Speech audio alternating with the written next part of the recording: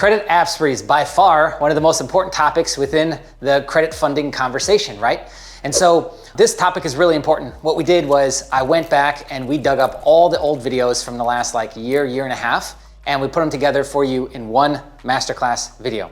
So instead of having to dig through multiple playlists and try and find all this stuff yourself, we went ahead and we put it in one video and then added some extra notes and put it in an order that hopefully makes sense for you to be able to take the most from this and then be able to apply it with your upcoming credit funding sprees. So what I want you to do is dive into this and then take notes, come back to it, download it, do whatever you want, share it across the internet, is because this is now the culmination of dozens of app sprees that we've done and covered on the channel, as well as documented for you. And then of course it's covering recent data, right? So over the last couple of years. So I think this is going to be extremely valuable for those of you that may be unsure how to execute on an app spree, not sure what you should be doing for your exact situation. Well, trust me, there's such a plethora of credit profiles that are covered. I think you're gonna find something that will help you and positively affect you. So dive into the video, comment below, let me know what you think. If we missed anything, if you want to give us your credit app spree data, go ahead and do that, your credit journey. If you wanna share that with us, feel free, comment or email us, mail@walletmonkey.io. We wanted to get this out before the end of the year, so Happy New Year. I hope you had an amazing Christmas and you have a safe New Year's, and we'll catch you in 2024.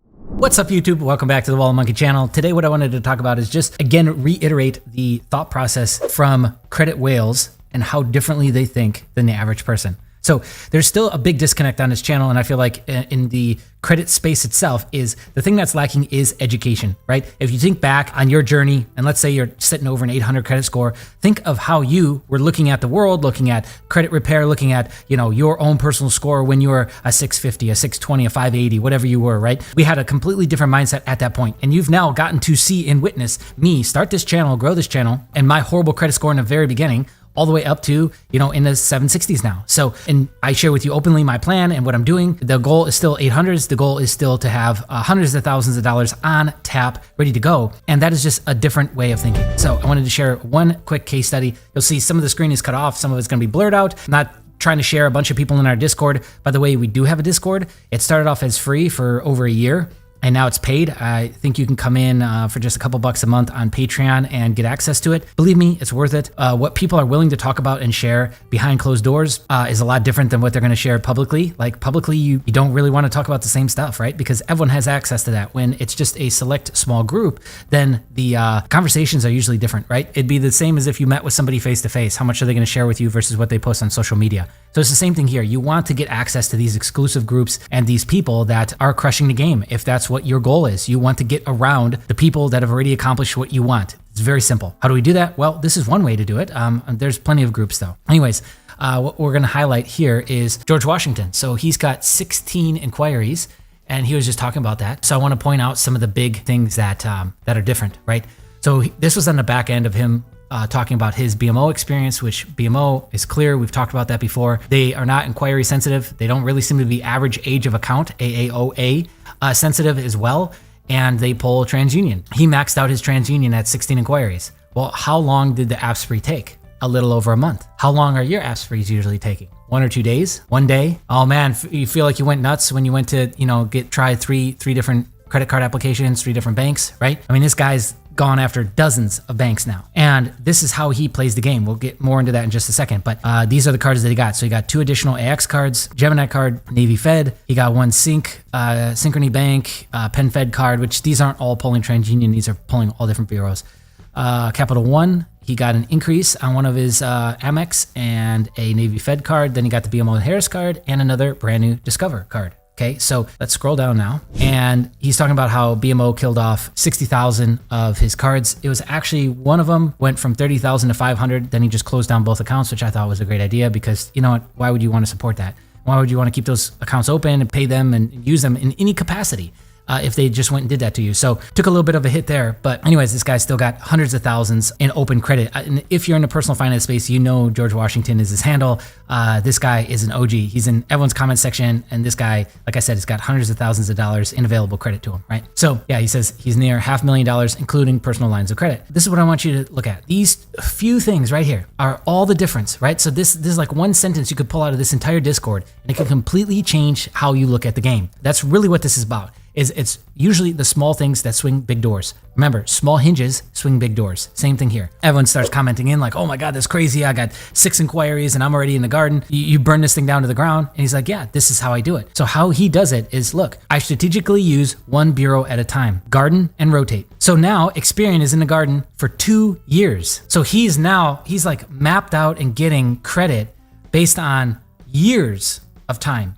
Not months, not some short-term spurt, not some, I want to go spend money on this or waste money or pretend like this is free money. It's not. This is all a strategic business decision for him. Equifax will be pristine by the first quarter of 2023. So then he'll start railing that, which Equifax is going to be mostly credit unions. So then he's already probably starting to join in on the memberships and get these banks warmed up now, these credit unions, so that when Equifax is ready in first quarter of 2023, guess what? He's ready to pull the trigger. Then basically, near the first quarter of 2024, TransUnion will be pristine again. So he's not even going to touch TransUnion until 2024. Are you doing that? Is somebody with a 620 doing that? 650? No. They're chasing shopping cart hacks. They're chasing, oh my God, what backdoor way? Oh, I got to use the late night hack on Navy Fed. Oh my God, how can I cheat, steal, lie my way into this bank institution, fill in the blank? See, that's the wrong way of thinking. So that kind of thinking is what got you into the mess to begin with. Whether you destroyed your credit or you're building your credit up from the ground up, that's not the way to think about this, to think through this. We are playing a long-term game. That is access to liquidity that you don't normally have, that you can use at different points throughout the year or throughout your life to hopefully improve your situation, to get yourself into position to make investments, to pick up steals and amazing deals as they come your way, because deals always come when what? You don't have the money. Well, now imagine always having access to the money and then being able to get those deals. How much further along you could get on your journey. So I encourage you to start playing the long game. That's what we talk about when I say that all the time. Play the long game, play the long ball. And that's what we're talking about. So then near the end of 2024 for Experian, yeah, he could wipe these inquiries. He could do that. But no matter what, is you got to give it a break, because you could get the inquiries wiped. They're still going to be able to see it on the secondary and third layer of CRAs, credit reporting agencies and bureaus. They're still going to be able to see that something happened there. So you can't get it wiped clean off of everything. Even though you're getting it wiped off the 3 primaries, it's still going to show some sort of ripple effect, some sort of trace proof element on the secondary bureaus, okay? And that'll always show. So you always want to give that a break in between doing the task, getting the inquiries removed, and then before you go after it again. And I've talked to people who aggressively are always cleaning their file, always cleaning, always getting inquiries wiped. Even they start to run into issues to where they're still getting denied when they technically shouldn't. And it's probably because these secondary bureaus are still reporting. And there's still, like I said, a footprint of what just occurred, even though you got it wiped.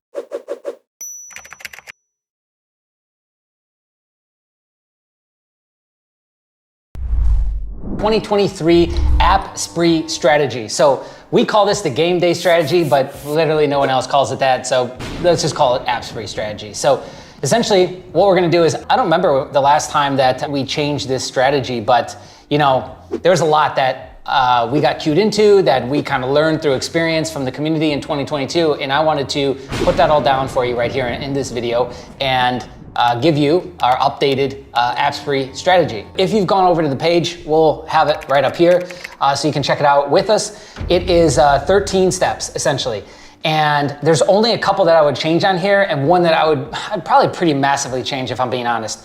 And again, that's just based off of the trend that we've seen. You know, FICO 10 is out, it is affecting things. And so we have to change our approach based on that, right? So let's go through it together. Number one is do your research in advance and know which banks that you want to app for. This is a pretty basic one, but I don't think people plan enough in terms of what they want to do. Like, what banks do we want to be with? What do we want to accomplish here? We've got a monetary dollar amount that we want to accomplish, and I'm sure we want to accomplish that in the least amount of cards, right? I don't know if you want to have 100 cards. I know I don't. So yeah, obviously getting our monetary goal with the least amount of cards possible is probably at the top of the list, right? So what banks what banks do we want to do business with, right? That choice and that decision needs to be made before we move any further, right? And then based on that, the good news is that we've got dedicated guides on just about every single one of the big banks that you could want to get involved with, or you could join the Discord and catch up on everything that we've got in there, and you would be pretty queued up. Like, you're gonna know exactly how to get in there,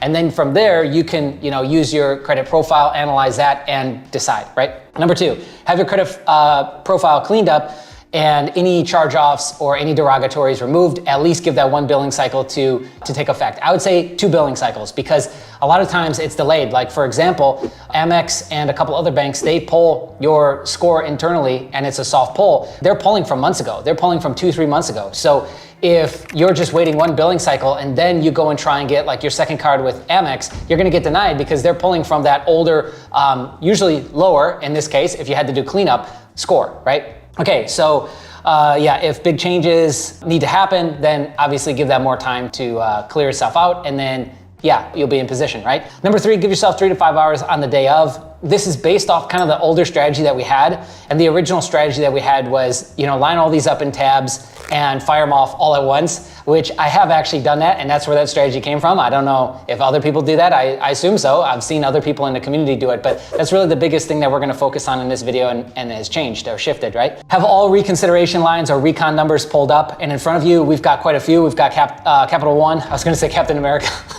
Bank of America, we've got Chase backdoor, we got Synchrony backdoor. I mean, we've got just about every big bank. If you want to do a credit union, you literally just call the primary credit union number and they're going to move you into the department that you need. So credit unions are actually much easier than big banks because you don't have to go through the overseas relay first and then try and get somebody domestically on the phone. Number 5, make sure your address is up to date at the credit bureaus. I would actually change this and just say, make sure your credit profile is clean. And what I mean by that is, let's say you got no derogatories, remove all old phone numbers, all old addresses. If you've got 2-3 different name variants on your profile, just call them up really quick. That's actually a quick fix, and get all that removed. 1, most up-to-date address, most up-to-date name, and and everything else that's on your actual profile itself, right? Make sure all that's up to date and all of that's been updated with your banks and with everyone that needs it to be updated, because it sounds silly, it sounds like it's nothing, but believe me when I say that that can actually hold you back. That can stop you with Truist and other institutions that do a sort of soft pull and they're looking for ID verification, and those addresses need to match up, right? So again,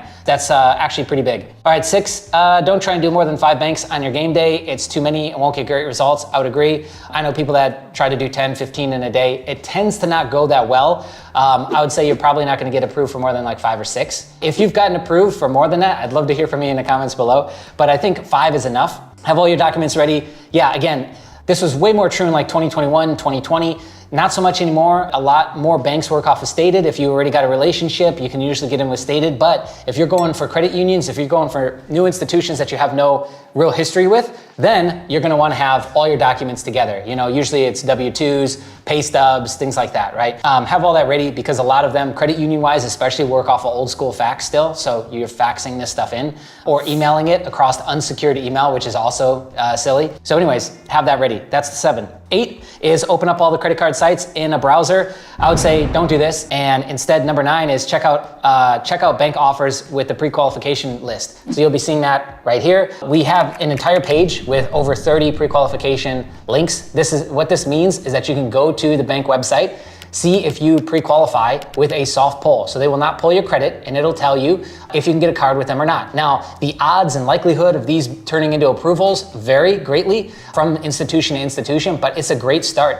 And if you combine that with the recommendation engines from like Wallet Hub and Credit Karma, et cetera, then you can actually start to get a really good idea of your approval odds. We got letters that are also coming in, right? So our odds start to go up incredibly as we get more of those data points. Okay, so the biggest piece of advice I can give you, and the thing that I learned from credit whales, is that they tend to go bureau by bureau. Instead of like regular people, we're like, okay, I want an Apple, I want to get into Chase ecosystem, I want to get an Amex, I want to get, a Navy Fed, whatever. And we try and shoot all those off at once. What they will do is they will take an app spree and stretch it out 2, 3, 6 months, and then they will completely burn out that bureau, meaning that they will go and get 10 new cards on that bureau, but over a longer amount of time, and then that bureau is done for them, and they're just going to let that thing cool off for the next 2-3 years, let all the inquiries wipe themselves off naturally. A lot of them don't try and go and like force off and wipe inquiries manually, and then they'll just let that cool and relax on that for a couple years. And then because the cycles, it's not like they're doing all 3 at once, so then by the time they're done with this bureau, there's another bureau up in another couple months. So then they'll start to position themselves, they'll start to plan out and take months to plan out and get their ducks in a row, and then again, they'll just take another bureau and they'll fire that thing off over the next 2 to 6 months. You see how that's dramatically different than even this strategy,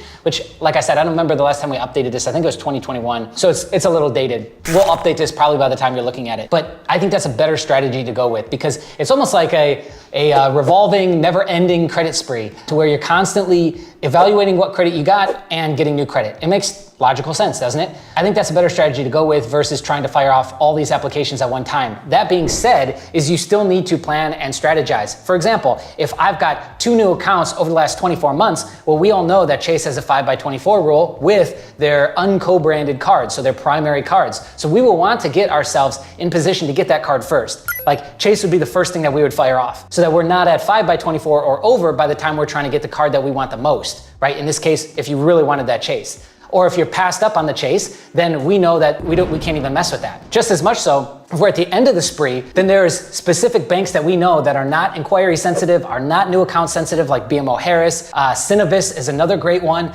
And so these are banks that we stack at the end of the app spree. It's just kind of like, they're almost Hail Marys. Like if they work, great. If they don't, we don't really care. That strategy is, first, we're gonna yield more credit. We're gonna get more cards. We're gonna get more of what we're looking for.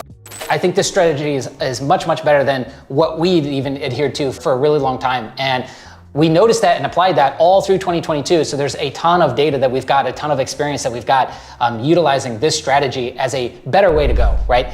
Data from over 340 app sprees. These are app sprees that had between 9 and 15 applications submitted. So big boys, open all your tabs up, fire them off one by one, browser by browser type situation. And I've got a ton of data, as you can see on the screen, that I need to share with you. So let's go ahead and get started. All right, so first things first is, let's start here at this data. First thing to notice, this is all from Q2 of 2023, and then we're cross-referencing that from Q4 data of 2022. So collectively, there's 338 app sprees and 345. So what is that, 600 and something, 70 something, 80 something app sprees all together, just to give you that as a reference point, which is kind of crazy because in the community, a lot of times we're shooting videos that are like onesie twosie, like here's a guy's app spree or a girl's app spree, right? Here's one person. Well, this is collectively, hundreds that are all essentially going through the same process. The people that shared this data with me, which I'll talk more about and cover that in this video as well. I'm more concerned about the data. So what I really want to focus on is the data, not who provided it and what services they offer, et cetera, et cetera. That's for you to decide, but there's a lot that I want to show you here. So first things first, let's start over here and talk about the ranking systems. And then we're going to talk about the pre-approvals. We're going to basically break down every single part of this across the top there. Okay, so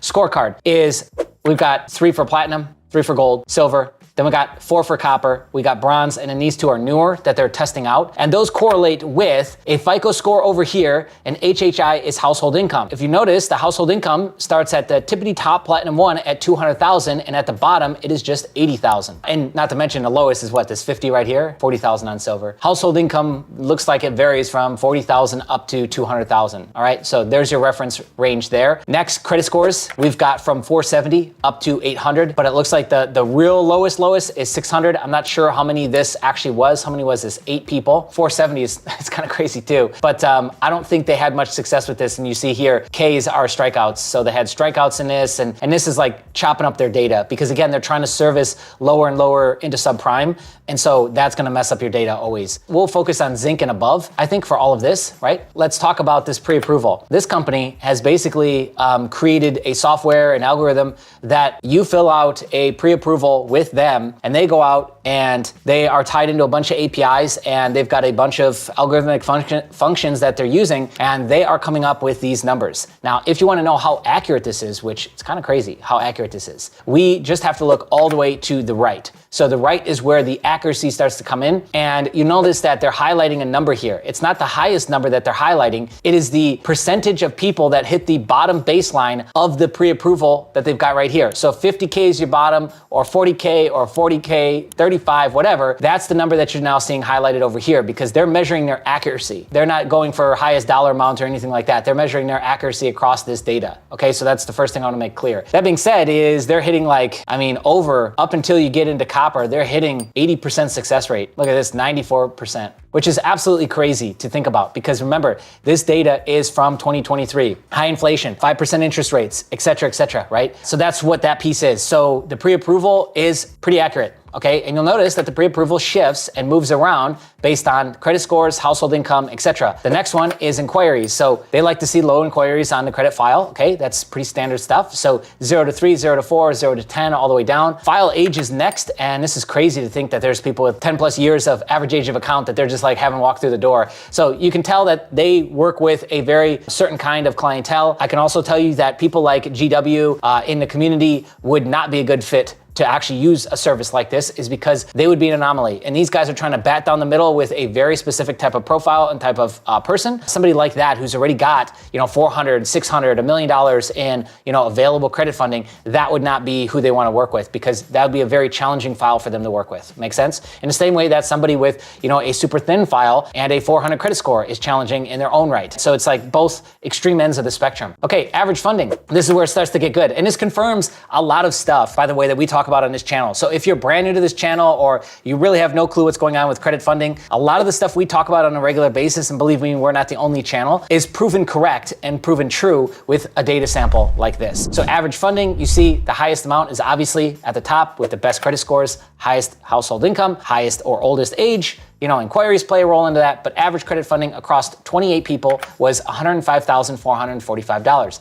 Let that sink in, 28 people. That was their average. On the low end was $25,300, on the high end was $277,500. All right, now let's kind of, jump down. Here's Platinum 2 and 3. Let's just graze through that. We got 775 as credit score and 100 to 150,000 in household income. And you see that we start to get no real difference in file age and about $7,000 in difference here. So average here was 90,000.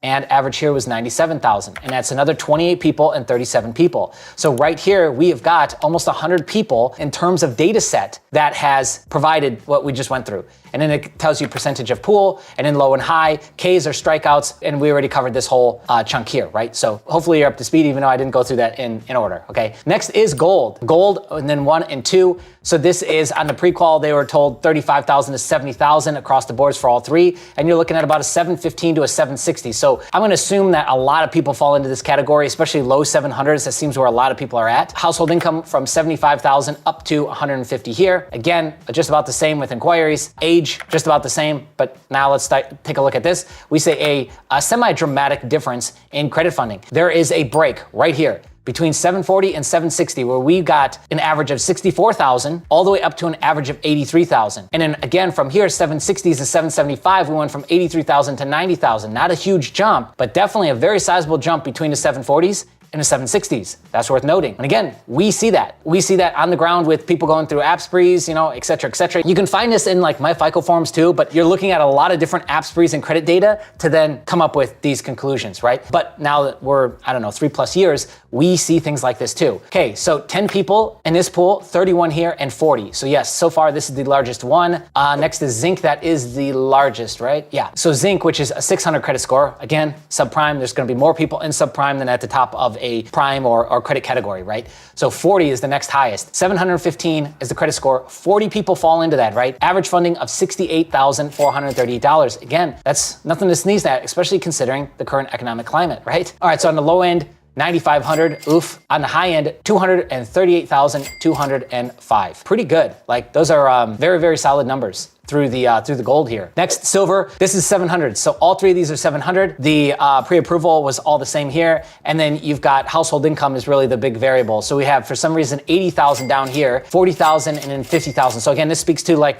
how they're ranking these people, which I really have no idea the inner workings of this algorithm. So I can't speak to that. Ages right here, 5, 4, and 9, and then average funding. So we got 46,000, 64,000, and 50,000. So this, to me, this one in the middle is an anomaly unless I'm missing something, because this was only 40,000 in household income, 4+ years of age, and so 64,000 they got. I guess my working assumption on that would be that they didn't have a lot of credit funding. So it wasn't that it was easier to get or that they were higher qualified, it's that there was more targets to hit. If I'm wrong, then maybe they'll let me know, or you guys can chime in. 35, so the largest in this section here was that fit into this category, silver 1, okay, and that's 10% of the pool. Low end, 5,500, high end, 200,000. So maybe they just had a couple and that skewed the data. It'd have to be a good amount. It'd have to be a handful of people got a higher end. But let's quickly go through the rest of this. 9,000 on the low end, 129,000 here. Remember, this one was 80,000. So the highest technically, 8,500 low end, 105,000 on the high end. All right, battery just died on the camera, so I'll try and pick it up. That is my cue to speed up. Okay, what do we got in copper? What stands out here? 15 to 25,000 is the range for the pre-approval, and our range of credit scores is from 660 to 700. So again, there's a large amount of the population that fits into this, just beneath that 685 and, in that pocket. And we've got 50 to 70,000 in terms of household income. This pretty much stayed the same, 0 to 4, 0 to 5, 0 to 4, 0 to 3. Age, again, looks about the same. Here we've got some noticeable mentions in the 680s with 50,000 stated income. 52,000 was the average versus 23,000 here with a 700 credit score. So again, credit score isn't always the magical number. Household income comes into play. And again, I don't know the other factors in this data set, but pretty interesting to see. This is definitely an anomaly. So there's 2 of them we found so far. 23,000, and there's 10 people in there. 37,000, 41,000. Here, 660, 70,000. And there was only 5 people there. You can follow this data along over here if you want. And then, bronze and et cetera, this is like lower credit scores. Here, outside of this one, I'm just gonna cover this one because this had the largest amount of the whole data set. So 10,000 to 20,000 was the pre-approval amount, 600 credit score, 50,000 household income, and the average was 31,000 in credit. The low end was 0. I don't know if that's an anomaly or if that actually is somebody got 0. And the high end is 100,000. With that type of credit score at a 700, you can roll donut. You can definitely strike out on that. What I wanted to attempt to show you here by going through this data is that, first off, yes, the credit profile, the age, the stated income, all of these are important factors. You should know this by now.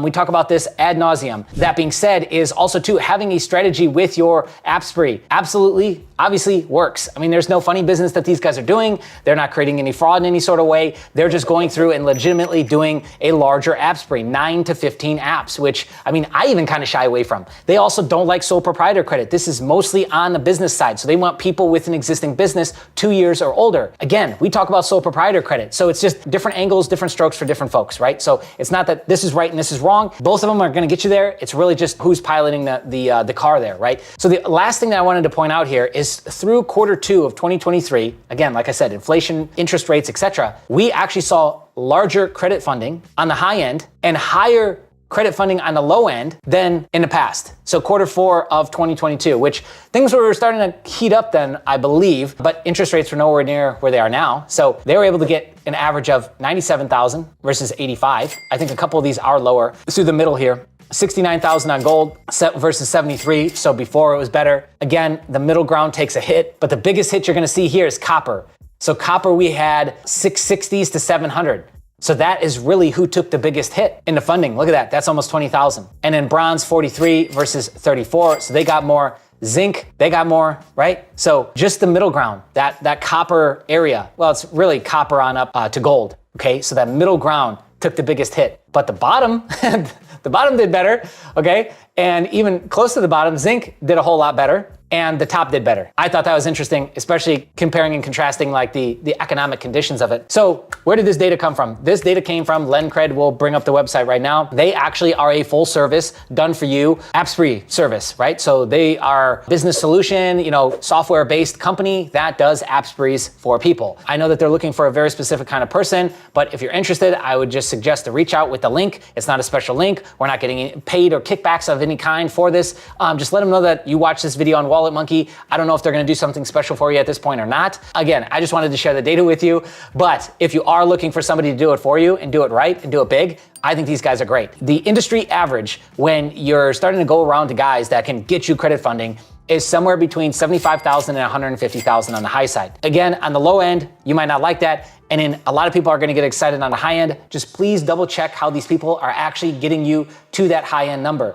If it's not building your business or your business credit, which I think should be the most important bottom line goal that you've got, or if they're using shady means or something questionable that ethically you have a problem with, you should probably not use them, regardless if they can get you $1 million in credit funding, because it's not worth it. The adverse action that might happen in the long run, et cetera, et cetera. Due diligence on the people that you're trying to use. 26,500 that Q is able to add to his total credit limit, which I don't even know what he's at this point. I think it's probably over 700,000. But yeah, just wanted to share these two with you. We've got a fresh Citibank card, the American Airlines co-brand, and we've got another PNC business card. So let's start at the top here. This is the PNC Cash Rewards. This is a business credit card. And so I wanted to kind of obviously talk through his approval, but then give you, a look at some of the screens and some of the slides, because this is what you can expect when going through the process. Now, unless you get an instant approval, which with some banks, it can happen. With others, you're almost always going to get, pushed to an in-review process. I think people tend to think that getting pushed to in-review is a bad thing. It's not. Sometimes they do have to get more information from you, ask for POI, documentation. Sometimes you've just got some sort of fraud alert or something on your account, and that might slow down the process. So, don't get too worked up about getting instant approval versus pushed in review. Okay, so this was pushed in review.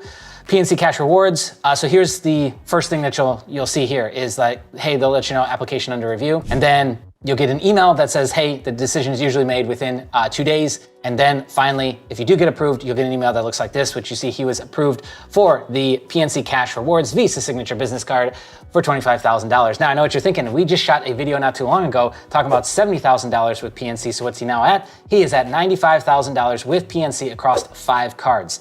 PNC clearly is a bank that people are sleeping on, because I don't really hear a lot of people talking about this at all. And here we are, 5 cards, $95,000 in total credit limit. It's pretty crazy, right? Pretty crazy. So that is PNC. Next, let's talk about credit score a little bit before we dive into Citibank, right? So credit scores, he's now back over 800. He's 800 to 814 on all 3 bureaus. I know that at one point when we were shooting some videos, he was down in the 750s. When people tend to see somebody over 800 credit, they completely tune out. I don't know why. They think, oh, this guy's different. He's lucky. I don't know, maybe he had rich parents or something. Remember, let's anchor this back down to reality, is that Q came here as an immigrant to the United States and has slowly built up his credit profile. And that's evident with seeing like the full schematic here, the full chart. He started way down in the 600s. This is how we do it, guys. Like, this is not a sprint. This is a marathon. I cannot say that enough. This is a marathon. We are playing the long ball, the long game here. Okay, so he's back over 800. A couple other things to point out is average age of account is 2 years. Oldest is 9 years. Right, you see 0 collections, 0 public records, 0 late payments, okay? Then the last one here is, right now, people are stacking on debt, right? Right now, a ton of people are adding on more and more and more debt, living off of credit cards. He's doing the exact opposite. So it's usually good to be doing the opposite of what everyone else is doing. As everyone else is buying the top and selling the bottom, you do not want to be doing that. Okay, so here's a prime example of that. Now, this is really, really small and blurry here, but you'll see that credit card balances are at about $1 trillion right now. So he's doing the exact opposite of what the market is doing. Everyone else is adding to their credit card debt. He is minimizing his and lowering his, right? Okay, so now let's talk about the Citibank AA, or American Airline Advantage card. Okay, he submitted application for this, and you see, same thing.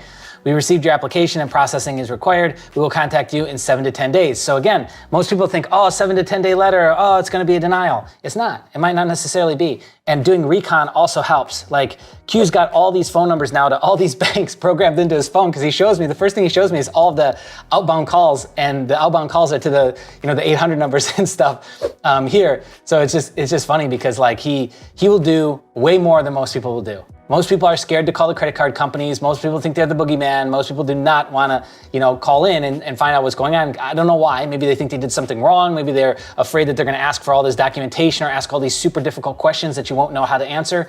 But guys, it's not that big of a deal. So here's what that looks like. Then you see, hey, you're approved, boom, bingo bango, and he got $1,500. Now, that's a very, very low limit. I mean, even for somebody in a rebuilding phase, like that's not a stellar limit.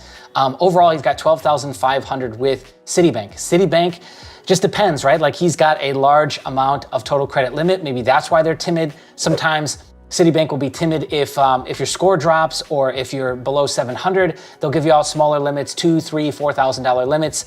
If you're over 700s, I know people who've got $20,000 cards with them. So again, it just depends on the profile, depends on the person.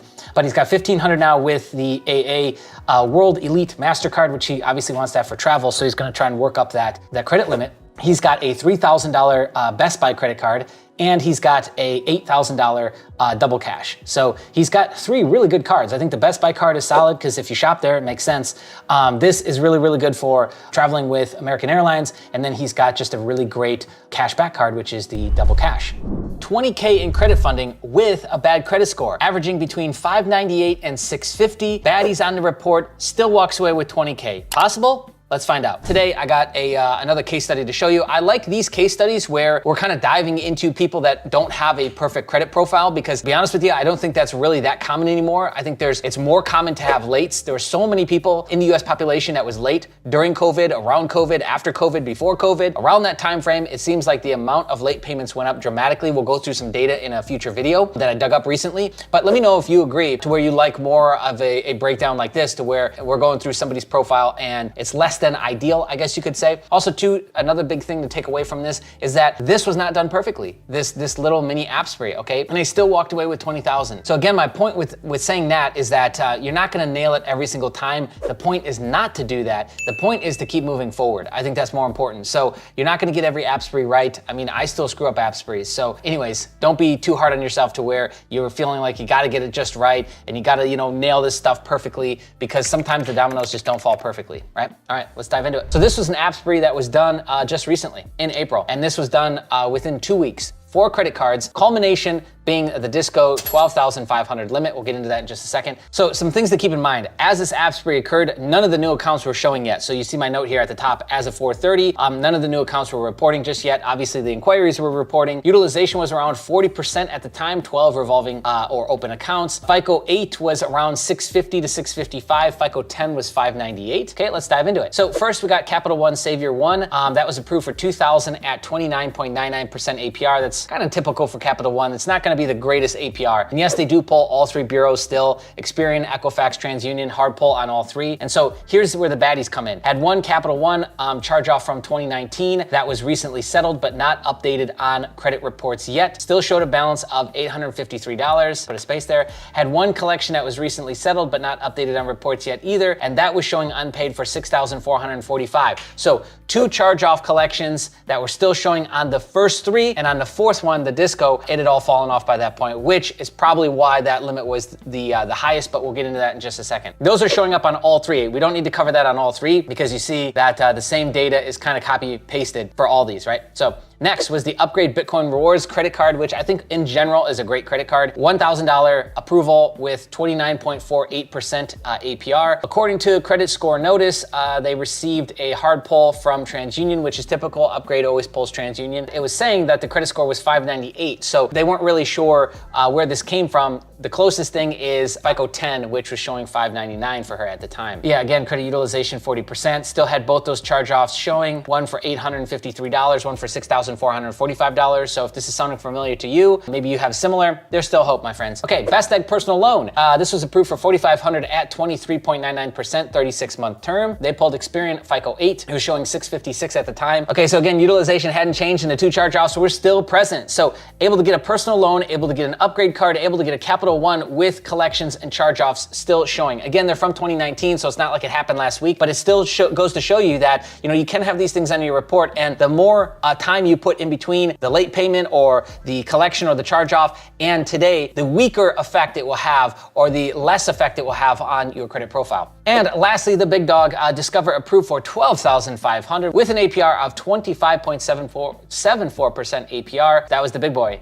Got the introductory offer as well. 0% on purchases and balance transfers for 15 months. 1-year match for cashback rewards, 5% rotating. Yep, so your typical Discover IT card. They pulled Experian. Not sure, she wasn't sure which they pulled. You can double check on walletmonkey.io. We've got all that data already, unless they've recently made changes. There is changes that occur from time to time. So the big thing to note here is that both the collections had fallen off, and we jumped from a 650 on FICO 8 to a 688, up to a 691. Some of her stuff might have been touching a 700. That's probably why that bigger limit came all the way at the end. But again, it's impressive that to see what she was able to get with those on her report, with those on her profile. So let's quickly now cover what inquiries were showing and then wrap up, right? Capital One. That was done on April 12th. Here's what the inquiries looked like at the time. TransUnion had 11 inquiries, Equifax 9, Experian 10, and you see, she even gave exactly when they were from. I love the detail in this. So if you're enjoying this, then hit the like button, comment below, because that does help us with the algorithms. All right, so upgrade Bitcoin rewards applied on 4/12. TransUnion inquiries there, again, was 11 at the time. The Cap One inquiry was not showing yet. That's interesting, but it was done on the same day, so that hadn't registered yet, which that gives merit to the idea and the concept of trying to squeeze a bunch of apps all together back to back. Sometimes you can do this, sometimes it doesn't work that well. Best Egg was done on 4/13, so next day. The upgrade inquiry was not showing yet, which upgrade is pretty delayed. I remember that too with mine. The Cap One was showing, so now we're up to 12 inquiries on TransUnion. And lastly, Discover was done on 4/28. Again, those derogatories were removed. And then Experian inquiries at the time was 12. So the Cap One inquiry showed, as well as a recent app from SDFCU. So 12 inquiries and still approved for 12,500 limit, which is pretty crazy, because again, the longest time, what did we hear with Discover is that, they were inquiry sensitive and that they wouldn't approve you for large limits if you had a large amount of inquiries. I would say 12 inquiries is a good amount on Experian. So she was still approved for this limit with all those inquiries. 52,500 in fresh credit without even trying. Let's dive into it. I've got something special for you today. Small app spree, and just a small one, $52,000 over the span of, that's why I don't really call it an app spree, because it was over the span of 2 or 3 months, but impressive nonetheless. So let's go through this. What you're seeing on screen is this is the approval for the Citibank Diamond Preferred. This was a personal card, $12,500. This is the second card. The other is a business card that's under sole prop. And the second is the Platinum through Navy Fed for $25,000. This is the very first card that they've gotten. They were actually denied through Navy Fed back in 2021. Didn't even try, haven't really been using the account, haven't been having direct deposits. They got no money markets. They got no money or transactional history flowing through there, but they tried the pre-approval tool and they got a welcome to apply, very targeted email from Navy Fed and thought, okay, let's try this. So they got the email, they went and pre-approved on the website and then went with the Platinum as a debt weapon. So 15.74% on a $25,000 limit. Not bad, right? And the third card is an Amex BCP. That was a business done under sole prop, and that was for $15,000. The Citibank was a hard pull through TransUnion. The Amex was a soft pull through Experian because they already have multiple cards. I think this is the third card that they've got. They've got one personal, they've got LLC, they got sole prop, they've got a wide range now. The third card was the Navy Fed, and they hard pulled TransUnion. Stated income was $113,000. I'm just gonna give you all three. Experian at the time was 704, TransUnion was 645, Equifax was 650. And the reason why these scores are so low is because they have a 52% utilization right now. Average age of account is 5 years, 6 months. Oldest account on record is 11 years. Keep in mind too that, they've got a mortgage, they've got car payments, they've got a very seasoned, thick credit profile. Did that lead to this? I don't know. I'm sure it helped because it definitely wasn't the credit scores on their own. It was definitely, there was something else helping there. So anyways, there you have it, a $12,500 in Citibank, a $15,000 with Amex, and a $25,000 with Navy Fed, giving us over $50,000 in fresh credit, $70,500 in total credit in 2022 with PNC Bank. Now, PNC Bank is not an institution you hear an awful lot about, right? It's not very popular on YouTube. Not really sure why.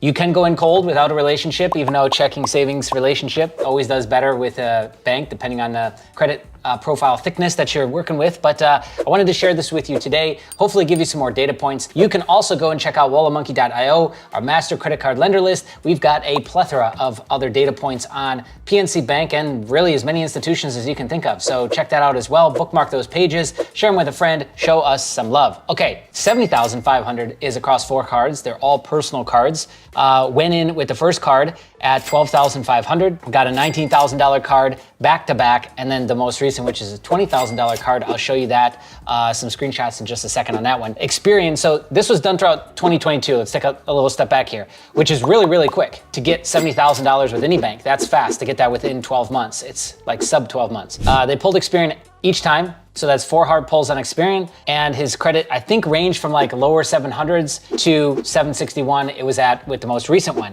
Okay, as I said, yep, all built this year, hard pull every single card. In terms of inquiries, he just said he's got a lot. So he doesn't really care about inquiries because, again, he's got a solid profile and he's got a lot of credit available, right? Income is, I think it's well over 6 figures stated and documented. I'm not really sure what his exact number is. I don't really care to ask. Just know that this is Q and he's got over 700,000 in credit available, probably more by now.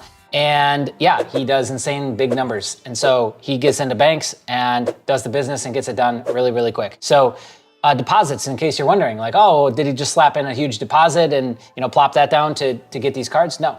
He's got $1,200 sitting in a business checking account, and he doesn't really use the cards that often. So what all of this is telling us is that when you have a thicker profile, when you're well above 6 figures in stated income, that you can work really, really great credit limits and cards, right? And again, like something to keep in mind is that if everything on your profile is a $1,000, $2,000, $3,000 card, don't go expecting a $20,000 card. We have to build up that foundation first. We have to have something on the credit profile that's showing a $15,000, $20,000 card before you can expect to get cards like that, usually. And that's where AUs and things like that can start to come into play. But let me show you these screenshots. Blurred out the specifics, 20,000, 19.74%. This was for the PNC Premier Traveler Visa Signature. I mean, PNC's got some great cards. They really do. So I'm not really sure why it doesn't get more love. Okay, 20,000, 1974, 0% balance transfer for the first 12 billing cycles if done within the first 90 days, pretty typical, and 19.74%. Getting unlimited credit funding. Now, this is something that you hear me talking about more and more recently. It's because we really need to continue to change the education level here. And if people only knew what, as a 9-to-5 employee, you got access to in America, I think heads would spin. I think there would be so many people lining up to get it that it would force the banks to change. But until that happens, until there's millions of people lining up to do this, we can take advantage of it. The credit system itself is just a system. It is essentially a game. It's got rules, it's got boundaries, it's got variables. And as soon as we figure out what those are, we can utilize those in our advantage, take advantage of those things. Yes, take advantage of those things and better our lives, better our situations. Get ourselves into position to get unlimited amounts of funding that we need. So we can, live our lives, start our businesses, help our family out, grow our pocket of wealth. That is our duty. That is our job, especially as men in a family, right? So I firmly believe that. So I wanted to cover this again in a slightly different way. Maybe this will hit you differently and this will get you to start thinking differently. But this was all sparked because a comment that was placed on a video that we did recently talking about 800 credit score in 3 months. Okay, here's what he said. And this guy's spot on, by the way.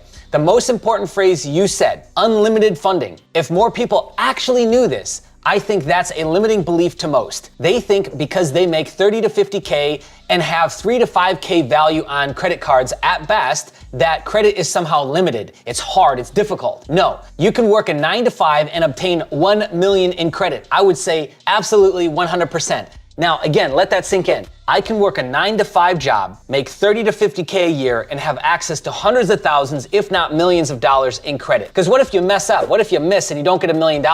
You'd be happy with 500, 600, 900, right? This is possible. For everybody watching this video, this is possible. This isn't hype, this isn't a gimmick. We gotta understand the game. That's what's changing here. The dynamic is changing.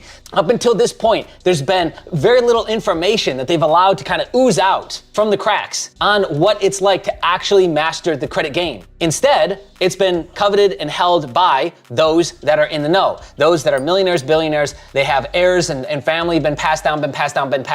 They know the game. They know that the name of the game is to put 90% of this into your business entity name, because then I can just bankrupt that, or if there's problems with that, it all falls under the business. It doesn't fall under my name. Whereas what is 90% of the people out there doing right now that are your average Joes? They're putting 90% of the liability on their personal, which is then gonna affect them if they're ever late, God forbid, which has now happened at record amounts because of COVID and things like that. So now we've got late payments showing up on our personal, which is destroying our personal credit, taking us out of the game, taking us out of the realm of being able to get access to business funding. So you see, this is it. This is the big game that we're all playing, right? And the only difference is education. The only difference between those who are winning and those who are losing is information. And videos like this, that's why it's so insane to me that people can watch videos like this and not change a thing in their life. I'm giving this for free. We're talking about these things for free. 340 videos now for you. Because, what is that saying? A rising tide raises all ships, or something like that.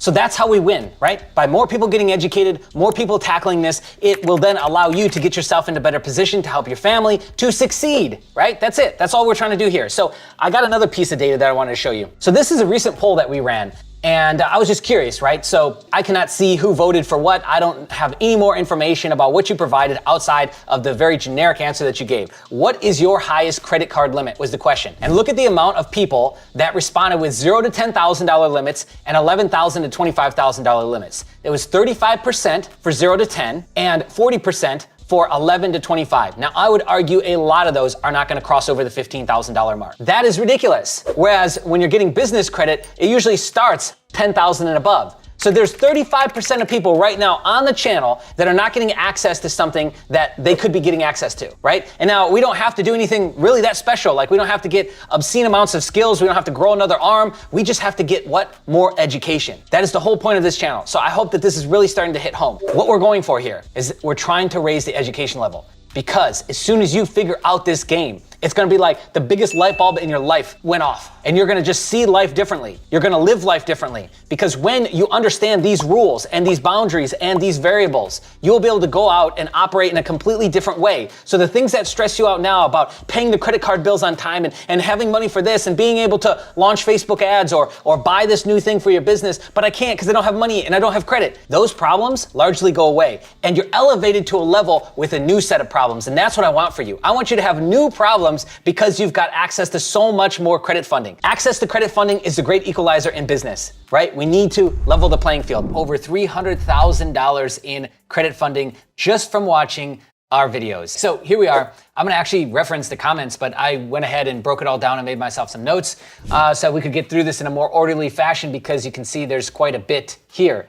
So shout out to you, whoever you are. Thank you so much for commenting. We put out a call to the community, essentially asking, hey, if you've got credit app spree or success story that you want to share, share it with us. So understand something, that I don't think a lot of other channels out there provide the amount of value that we do that can lead to you going out and getting hundreds of thousands of dollars in credit funding for free, okay? So this is testament to that. That being said, when somebody like this wins, it's a win for all of us. It's a testament to the information that we're putting out, the process that we follow, the ideals and foundation and concepts that we subscribe to. Clearly, they work. And so, yeah, this is a celebration for all of us. Whenever somebody wins in a community, we should all feel like we won, because it's a testament to everything that we talk about, everything that we're striving for. Because this isn't me coming up with all this. This is a community of people now. This is a effort of many, many people that deliver me intel, give me information, come back and share, and collectively we put that into something which then leads to so much value like this. Okay, so anyways, let's dive into it. So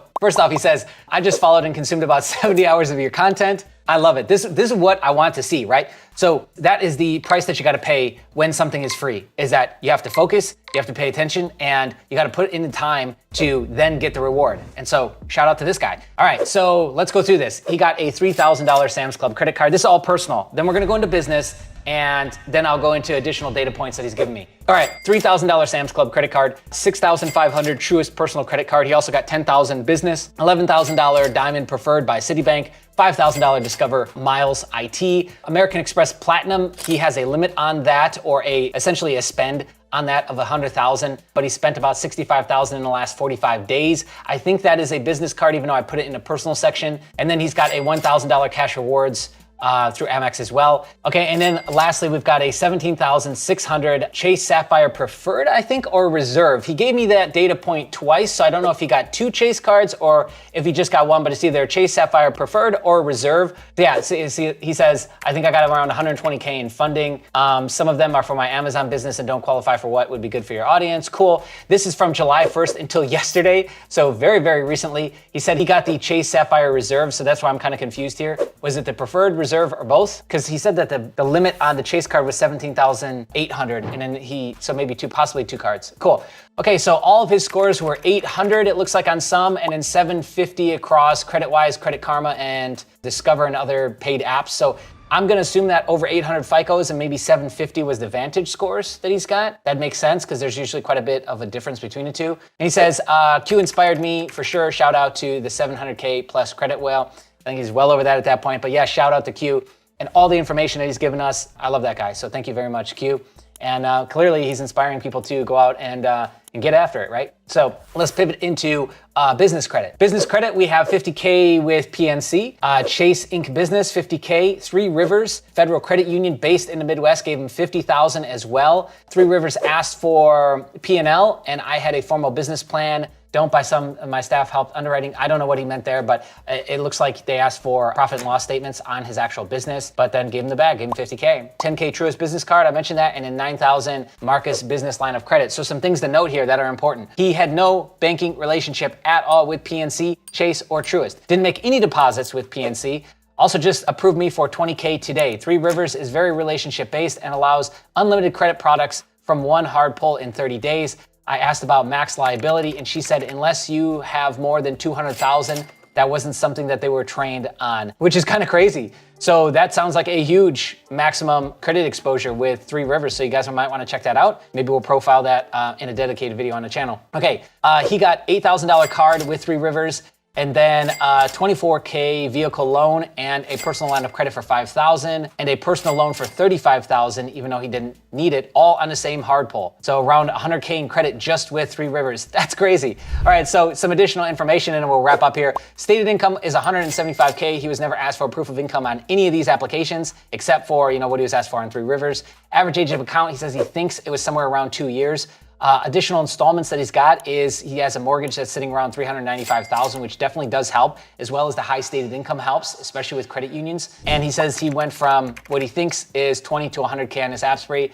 Brother, I think you got a whole lot more than that. It looks like over 300 from my estimates, but a lot of fresh credit. And so that is chef's kiss on how you do this 100% right. And I'm sure he left some on the table. I think he could probably go in there and squeeze out some fintechs on the personal side if he wanted more there. Could also go and get some more on the business side, I think, as well. Maybe squeeze, 2 or 3 more. Sounds like his business has good revenue. So you could look at KeyBank, could look at some of the 2-year plus type business credit products, could look at SBA loans as well. So yeah, I think there's still some meat on the bone. I mean, he could maybe even squeeze 500K out of this app spree, which is absolutely insane, and I love to see it. So again, congratulations to whoever you are. Just a random user on YouTube, doesn't have an actual name. Here we are, 2023. I figured let's do an update on Truist because we've got 2 recent approvals that I wanted to share with you. Over $50,000 in approvals. So I think you're gonna like this. Now, let's talk about Truist. So we've shot now 4 videos on the channel, and it's kind of wild because here we are now, 2 years after we first talked about this when it was back at BB&T before they merged with SunTrust to form Truist. There was this hustle essentially that you could do where you could go and get pre-approved, and they had 3 cards I think at the time, and if you got pre-approved for all 3 cards, you would actually get the same credit limit on all 3 cards. You would go ahead and get approved for all 3 cards with 0 hard pull. So that game continued as soon as they merged with Truist. The whole thing went down for like a couple months and then it came back, but that still applies. Now, there's nuances to it. It's not so simple, right? And if you don't get all 3 cards, like, who cares? If you get 2 or 3, but 2 are personal and 1's business, like, none of that should matter, right? Again, because what we're talking about is such a large amount of credit that you're getting off of such a low amount of effort. So, again, if you don't get exactly the right combination, don't complain, okay? What's kind of changed with it is, first off, it's better to go into the branch. I feel like I've just seen consistently better data points coming from the branch. You can sign up for a checking savings right there on the spot, brand new account on the personal and business side, and get approved for credit cards right there on the spot. We had somebody who just went in last week, got approved for a $20K business card and a $9,000 personal card, and they have a second personal card. All done right there, one hard pull. So 3 cards, we're talking about, if they're both 9K personal cards, we're talking about almost $40,000, walked in, walked out with that on a Saturday afternoon. No muss, no fuss. That's an example of it going extremely smooth. Now, sometimes when you fill out the application, the pre-approval online, it will stop you. So after it's showed that you qualify for all the cards, and then you try and click through on one of them, it'll take you to a page that basically says can't continue. There's some sort of ID isn't verified, or it's basically not matching up. All that really means is go into the branch. So if you have any issues with the pre-qualification on the website, you probably should just go into the branch and try it there, right? So another thing too is that I don't know if like the sales reps get paid off commission or something, or if they're they just want to see more people get credit inside the bank, but you usually do pretty good when you go into the bank and you talk to them directly, right? So like I just shared with you, 3 cards, 1 hard pull. Now online you might get no hard pull. Like, do you really care if you're gonna get 1 hard pull but you get 3 cards, $40,000 in credit? No. Okay, so again, like expectations, all of that, you need to work on that so that you're setting your expectations correctly. So anyways, the second one I wanted to share with you is Q. I don't know how he got the VP's personal email address, or not personal email address, but Truist email address, and we've got all that blacked out, but he has access to the VP of Truist, and he applied directly with them and was communicating with them and got approved for a $20,000 card, which again, at a institution like Truist, it should have been harder for someone like Q with how much total available credit he's got. It should have been harder for him to get that than somebody with a bankruptcy or somebody that's rebuilding and has got it at 640. It should have been harder for him to get that card. Please understand that. So everyone thinks that, he's got like 800 credit score and he's got hundreds of thousands of dollars of credit, like that should make it easier to get credit. It doesn't. On the personal side, it makes it harder. Yeah, because he did it this way, that he got a hard pull. Okay, so they hard pulled Equifax. Okay, so here's another look at it. And I don't know if it was a personal or business card. Let me double check. Okay, so I just double checked, and this is actually a business card. I didn't know this, but he also applied for a personal card, which he has high hopes will be approved, and I assume it will be too. Understand that, like with the other case study I was just sharing with you, he went in and he got approved for all 3. He got 2 right there on the spot, and the third one, they hadn't gotten like approval back on yet. So I don't know what the limit was on that, and that's why I don't have any information on that. So Truist is a little bit different in that sense, like they'll do the same thing. So the same thing happened here. He approved for both a business and personal. The business was approved at this credit line of 20,000. The personal, he's assuming will be approved. We don't know when, and we don't know what the limit is yet. If I get that information before we publish, I'll insert it here right now. Okay, other than that though, I believe he did get a welcome bonus too.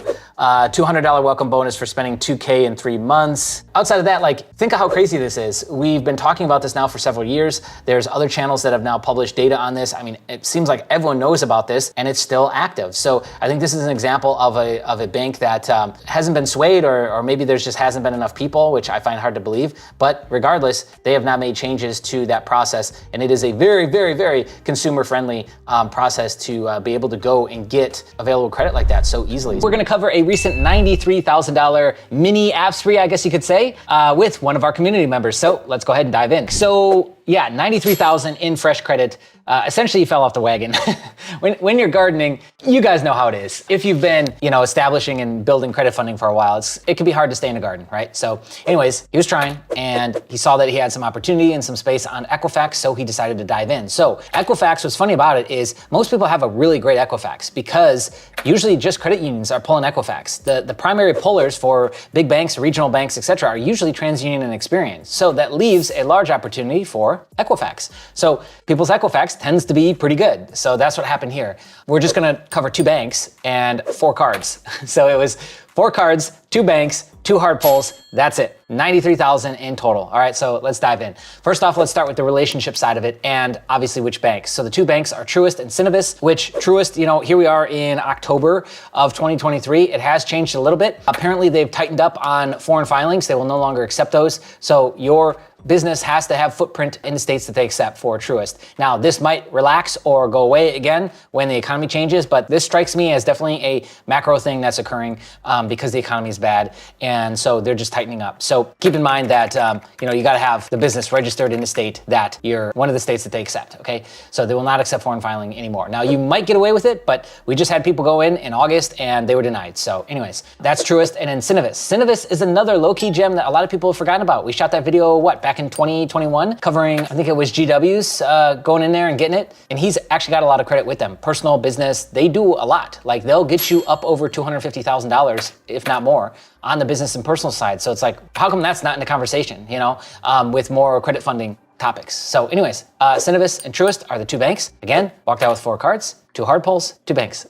All right, he's been building a relationship with Truist since March and Synovus since July. These things are gonna start to matter, and then we'll dissect. Average monthly balance is over 100,000 between biz and personal accounts on both banks. Here's the consensus. You don't need it to go into the bank like you would like US Bank, for example. Like you gotta have some sort of relationship. Now, if you got a strong profile, strong stated income, sometimes you can get around that. But, Truist and Synovus aren't really looked at as relationship banks, right? That said, if you do start to throw some direct deposits at it, set up some transactional history, and build that with them, then they will reward you with even more. And it tends to be higher limits. So some people are out of here, they can't get $4,500, $8,000 credit limits. Well, how do you get a $10,000, $20,000 credit limit with these same institutions?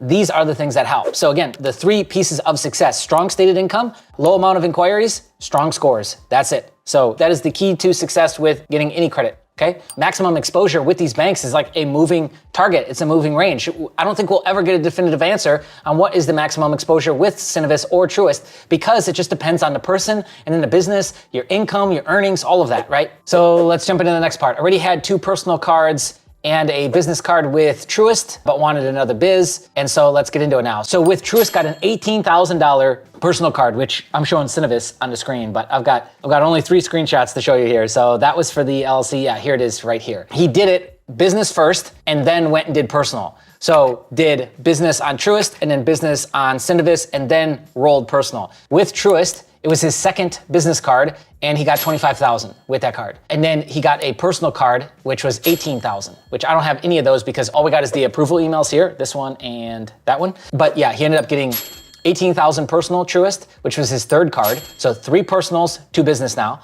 And the business was $25,000. So then Synovus, same thing happened. Let's go in with business first. And that went to pending. And I think he called them like twice or 3 times and finally got approved on that. And that was $32,000. That was his first business card with Synovus. And then his first personal as well, and that was $18,000. So I mean, just look at that. Those are amazing limits right out of the gates with Synovus, right? No previous relationship. So let's look at the rest of the data points here. Equifax FICO 8 was 760 at the time. FICO 9 was 791. Inquiries, he's got 2 in the last 6 months, 4 in the last year, and 8 in the last 24 months. So now with those 2 new inquiries, he's got 6 in the year, and he stopped because I also asked him, hey, are we gonna hit some more credit unions, stuff like that? No, he's building relationships right now. Earnings, let's cover that. 150 stated personal income and 2.2 million for the business income. Okay, so again, a real business out there doing real business. when you actually have that, you tend to get better limits, okay? Call me crazy, but I know a lot of people have like these kind of pseudo digital businesses, and there's a lot of like, well, we want to do this and we're hoping for this and projected income this and that. But when you're actually on the ground, you got W-2s, you got pay stubs, you're showing, transactional history of hundreds of thousands of dollars a month in these business accounts. Well, yeah, you're going to get better limits. You're going to have the bank willing to go to bat for you more than you kind of were working off that projected first couple years type stuff, okay? So here is the $18,000 approval for Synovus, right? So quality, very, very quality. Now, if you're in similar position and you're thinking, what could you do now? Well, you're at 6 inquiries, let's say hypothetically, you do have a couple different options. Let's look at those. Let me pull this up here. First off, the first place I'd go is right on over to Wallet Monkey, the Master Credit Union lender list, because most credit unions will pull Equifax. Not all of them, but a lot of them do, okay? And we got over 4,000, 4753, I think is the current number number for credit unions. So we've got, what, 150 of them or so profiled here still. So look, Equifax, another EQ. So, I mean, there is all kinds.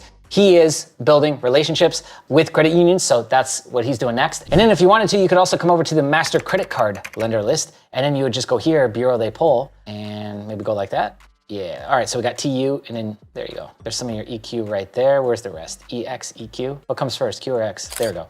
At the bottom, all the EQs. So, and then you could, maybe cherry pick some of the bigger banks here. But again, with the economy tightening up, myself and many others think that, regionals, communities, credit unions are the better play here, because the bigger banks are just showing like inconsistent actions and application of like rules and the way that they're doing business. It's like all over the place. And so that is very, very concerning, because a big bank might just wake up today and decide they don't want to do business with you and call in the loans on what you're doing. So I don't like that personally. So I like the idea of working with these kind of smaller banks, because they're jockeying for position right now, is what it looks like.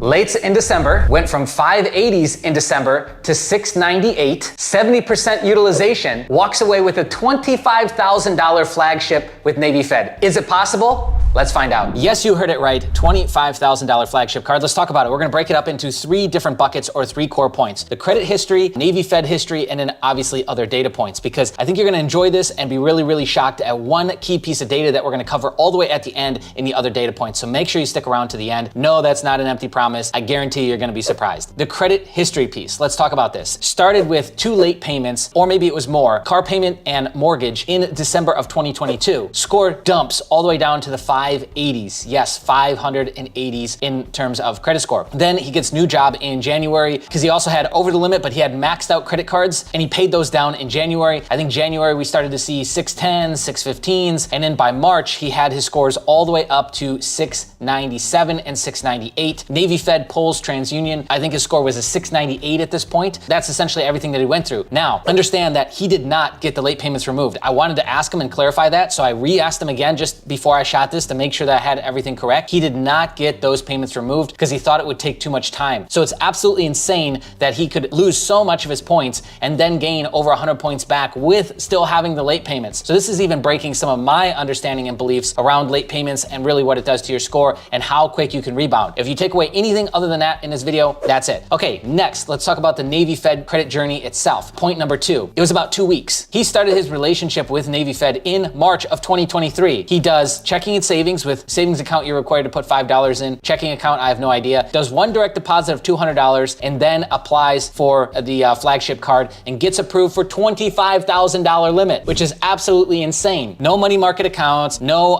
pledge loans, no nothing. You might say, well, why wouldn't he do those other data points? Because his score wasn't that great. But he had one thing working to his advantage, and now let's talk about that in the third point, which is the extra data points that I wanted to share with you. His stated income is $175,000. When you have a high stated income like that, it works in your advantage for many different reasons. But with Navy Fed, let's not forget that a primary driver, a primary mechanism for them is DTI. At the time, I think he had just around $30,000 in credit. I don't know what else he had going on at the time, but the fact that he had such low DTI, I think really, really helped him here. That also helped when banks looking at his overall, even though he had the late payments and he also had high utilization, which we're going to talk about in just a second. I think that the stated income really, really helped him. So I've seen this happen to where somebody has a really, really high stated income and they get larger than expected limits, right? Like I've seen somebody with $150,000 stated income get approved for a $31,000 Chase card, which is kind of crazy. Average age of account was 7.5 years. Oldest card, I think, going back to 2001. 3 new accounts between July of 2020 and March of 2023. And let's go over some of the new cards that he's also gotten. So recently, after January, when he paid down his balance with Discover bumped up his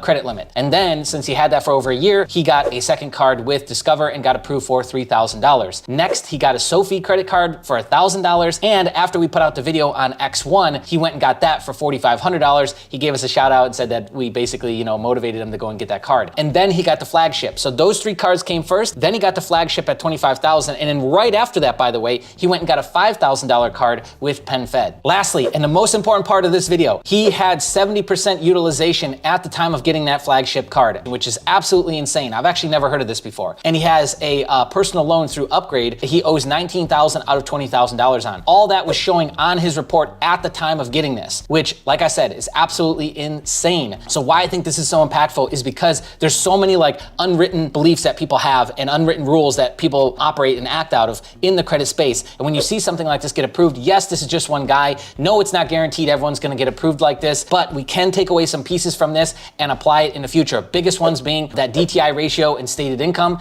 and then with the being able to pay off the debt really, really quickly after the lates happen and after the high utilization hit, being able to pay that down on the credit card front. The personal loan front didn't affect him, but overall, those pieces added to these approvals. So shout out to Justin. Thank you so much for sharing your story and congratulations. I want to leave you with 2 things that he gave me at the end. I asked him to leave us with some parting words, and so let me share that with you, and then we'll wrap up the video. All right, so I asked Justin 2 questions. First is, what advice would you give to somebody that their credit is in the dumps? What would you tell them? And here's what he said. I would tell people that they aren't their credit score. Credit is a tool, and just like any tool, it can be fixed with a bit of knowledge. I had to get over the embarrassment of having a low credit score and make it right. Second question I asked him is, what's next? And here's what he said. As for future plans, I'm gonna get into Capital One ecosystem next, and then I'm looking to get into the travel game at some point. But for now, I have a line of credit that I have to pay down. $165,000 with Baxter Credit Union BCU over the last 2 weeks since we shot the last video. I got all the details. I wanted to share it with you. So we had just 2 people go through the ringer with Baxter. There's a ton of other people that have gone through it.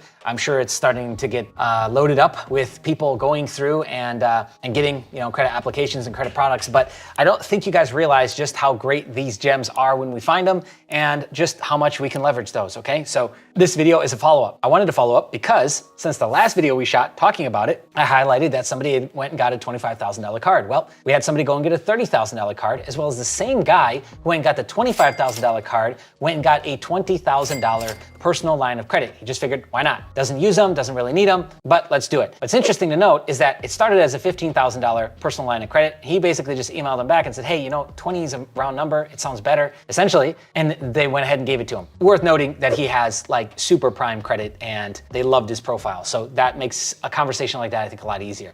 But let's talk about this new situation, right? I've got some screenshots that I want to share with you as well. So let's start at the beginning here and go from there. All right, originally got $5,000 credit card, which is the travel rewards right here, which is probably their best card, I think. Got reconsidered up to 20K, then it went to underwriting and it got bumped up to 30,000. They pulled TransUnion, Vantage 4.0, like we've been telling you, 751, joined just the other day. At the time had 6 inquiries and stated income was over $200,000. Again, I'm trying not to give too many details away. I've got specifics, but I don't want these people to like get in trouble or have some sort of adverse action on them just because they're sharing their information with us. So anyways, we've got that. So here is the first, hey, congrats, you got 5K. And then this one here, I'm gonna go ahead and blur out a couple pieces on here, but here's the new credit line, 30,000, 0 APR for 12 months, which is crazy. 16.5% APR, congrats. Next, they said, okay, let's keep it going. Let's get a personal line of credit. So they got $25,000 personal line of credit. And then it all culminated with the last piece here, which is an auto loan. So they got $65,000 on an auto loan, which is, again, crazy. So it just goes to show you that if we leverage these things and we use them properly, then we're gonna get the most amount of juice out of lemon if we keep squeezing. So here's just I wanted to show you the unsecured line of credit, 20,000. And then there's obviously the credit card, which is 25,000. So in case you weren't believing me, here we go. So both on there. So 45,000 there, 120,000 with all the credit products from the other example. And we got a total of $165,000, 2 people over the last, I think, 2 weeks or so. Pretty crazy. I think this is still a great option for a lot of you. Again, remember, they're gonna pull Vantage, and the more people that get into this, and as soon as it gets crazy in the forums and stuff like that, they're gonna shut down their doors like we've seen with so many others. AOD, PSECU was another one. All right, so that was supposed to be the end of the video right there, but I've got one more thing to share. I thought I had 2 more people that got approved, but just 1, okay? So we're almost at now, across 3 people, 200,000. So comes out to be 192,000 altogether. So we just had somebody get approved for 9K on a personal loan and 18,000 on the, I assume the travel rewards credit card, but I'm not sure which one. 138,000 was the stated income, and they did submit proof of income, okay? They were asked for that, and their TransUnion FICO was 710 at the time, and their Vantage was 691. On the slip that showed the approval, it actually showed 655, so maybe that's the difference between Vantage 3 and Vantage 4, and then there was 5 inquiries over the last 3 months. So those are the data points on that. Again, this will not last, my friends. Get in there while you can. Second thing is, why haven't you joined the community yet? This is the kind of thing that we're dropping in the community only. We're gonna start scaling back on a lot of this, on what we share on the channel. There's reasons why we shared this one on the channel. We wouldn't have, I'm gonna be honest, we wouldn't have if it wouldn't have been for a couple other outside circumstances that kind of forced us to. So that's all I'm gonna say there, but understand that you're gonna get this information before we shoot videos, before we talk about this publicly. You're gonna get this first in the community.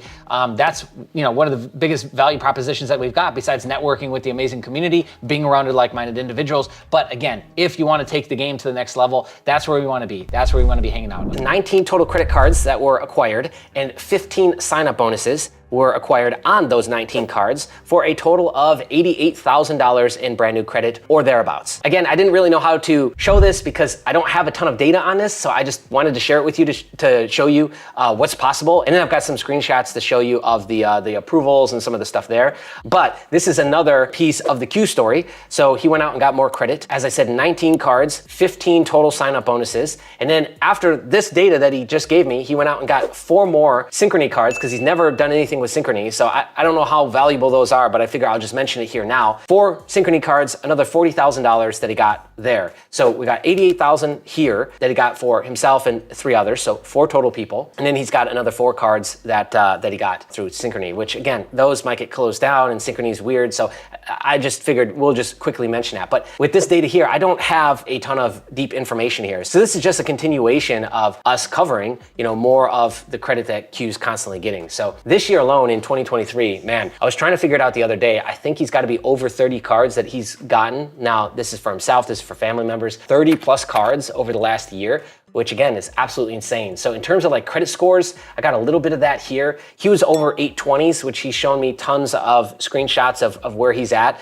I think the highest that he got was like 828. And so he's somewhere in the 820s during all this. His brother and parents were somewhere in the 770s. I don't have information on what bureau they pulled, what FICO variation they pulled on any of this outside of what we've covered in specific breakout videos. So again, I just wanted to show this quickly as to what's possible, but let's go through it. Let's start at the top. Wells Fargo built cards. Mom got 4K, brother got 10K, dad got 3K. He got denied, I believe, for the built. So there's 3 choice privilege and then 1 select. So brother got 3K on the choice select MasterCard. He got 2,500 on choice privilege. Mom got 4,500. Dad also got 4,500. So the bonus on this, I believe, is 1K to get 60K points for the 3 cards and 3K to get 90K points. Not really sure how that breaks down. Autograph cards, next. Spend 1,500, get 30K points plus cash back. That is the bonus there. This, I think he was just giving me the reference of how all of them are gonna do it. Okay, brother got 10K on the autograph, Q got 4K,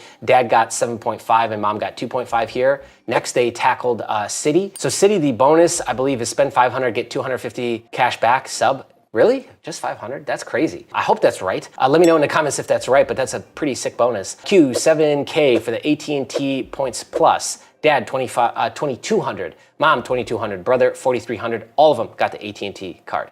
Next is the Embark Amex, which it's like a lesser known company, and I think people mistake it as subprime, but it's not. Okay, so the Embark Amex, his brother got 5,500. Spend 1,500 to get $200 cash back. Next was dad got the US Bank Connect, $500. Again, that's pretty typical. Starting credit limit is spend 2K to get 500 plus cash back in 4 months. He also got a credit limit increase on his X1 card. So that went from 7,500 to 12,500. They got 2 Marcus employee cards, which each one of them spend 200 on each card to receive 125 back in statement credit. And then, I do have one of the Synchrony mentioned here. So this was the first one that he got, and I think he went and got 3 or 4 more others. This is the advisor, the home advisor card, and that was at 11,000. So it's 88,000, not including the credit limit increase. And then, as I said, they went out and got even more Synchrony cards. So now let me go ahead and insert some screenshots for you.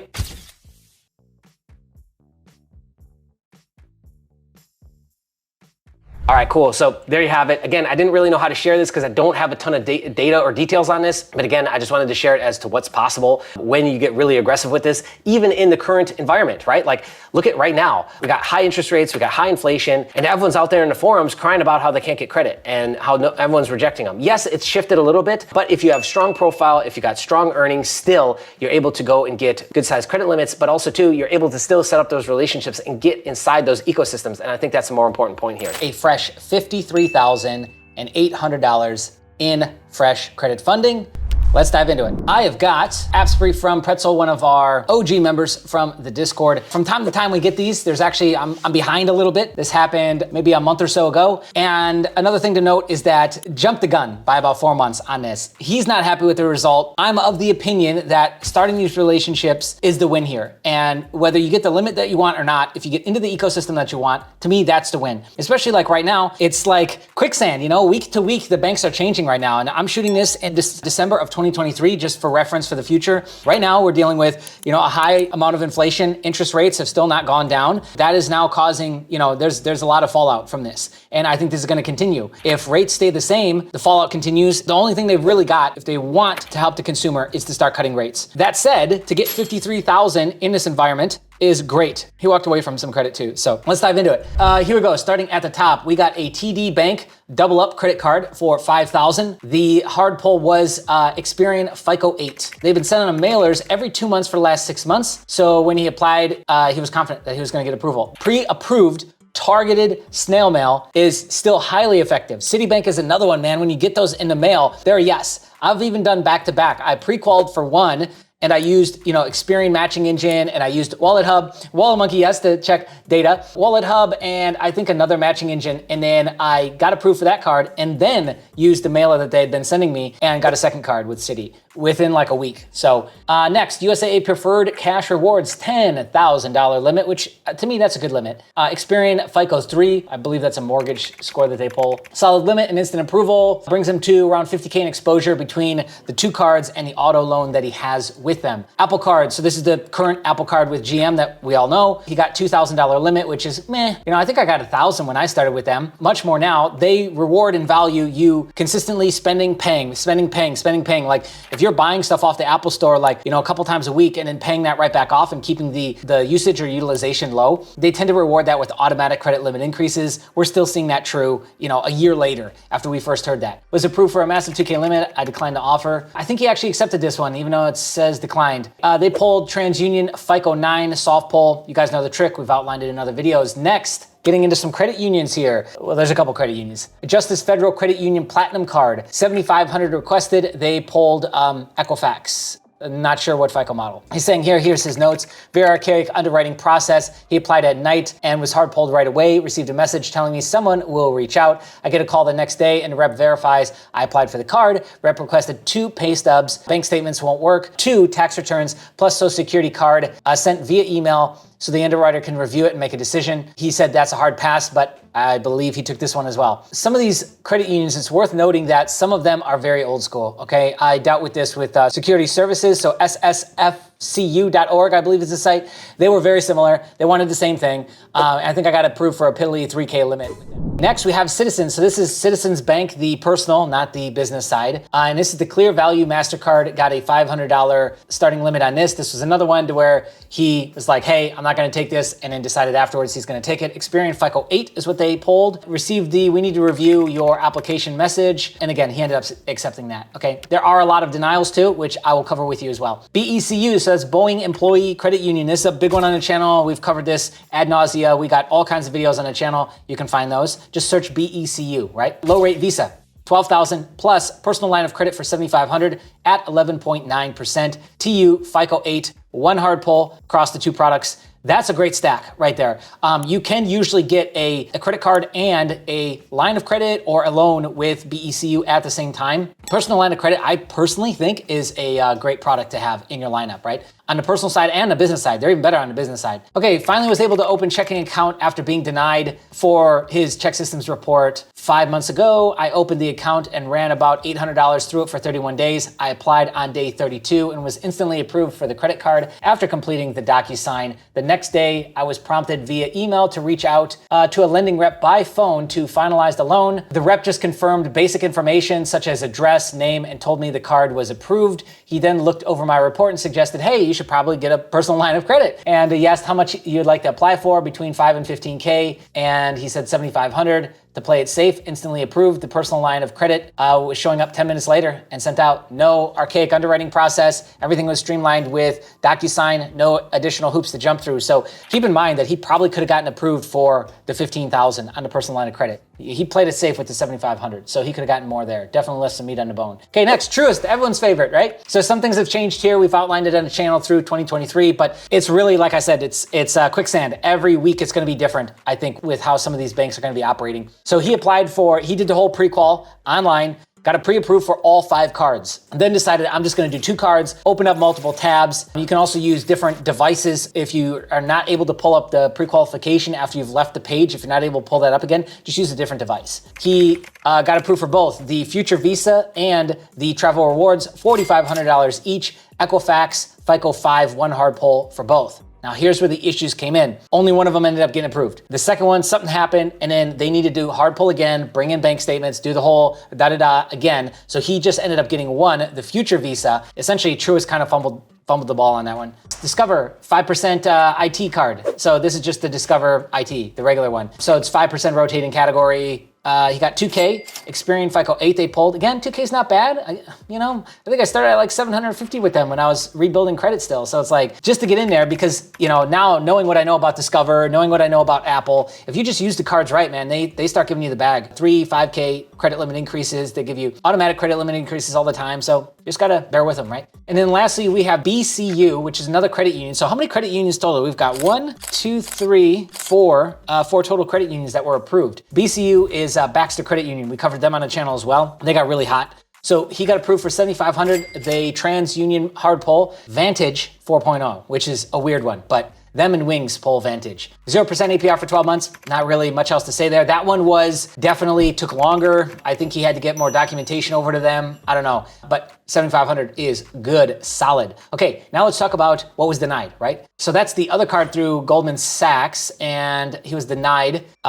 TU FICO 9 was the hard pull. Amex BCE was denied. Experian FICO 8 soft pull. Yeah, because I believe he's already got Amex, so that should have been a soft pull. BMO Harris, cashback, denied. TransUnion, they pulled, what is this? Vantage 4, I think? Received this dreaded 7 to 10 day letter. We have to review application message. This is essentially a denial. Yeah, and it is for the most part. Navy Fed flagship rewards denied. They pulled TransUnion FICO 9. This was a 50-50, so not surprised they're disappointed. PayPal MasterCard denied. That was TransUnion soft pull. Penn Fed Gold Card denied. That was Equifax FICO 9 hard pull. It says, I think I found the issue. It's not just new accounts are problematic, but new loans seem to weigh heavily against you. Both times I was denied, it was after a new personal loan or auto loan reported. Could be. That's pretty good intel there. Next, Wells Fargo autograph card denied. Equifax FICO 8 hard pull. Same reason, all my new accounts weren't given adequate time to age, 9 months. PNC Core Visa denied. Equifax FICO 9. If you are a non-member, you must go into the branch and apply now.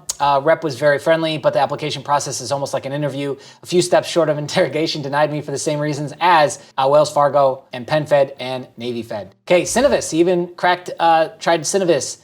CLI, he requested a credit limit increase via phone. It is a hard pull, and they pulled Equifax FICO 9. She told me to expect hard pull tomorrow, response by Monday, and they denied him. Overall, I think it was at like 45,500, and then he got that final approval through BCU, which pushes him over to 53,800 in credit added. That's 9 approvals, no derogatories, 18% utilization. So a lot of times we're showcasing 1, 3, 5% utilization. So it's nice to see somebody at 18. I'd love to see somebody at 30 getting some nice limits. 65,000 stated income, and I believe this is inquiries 4x12 and 10x24.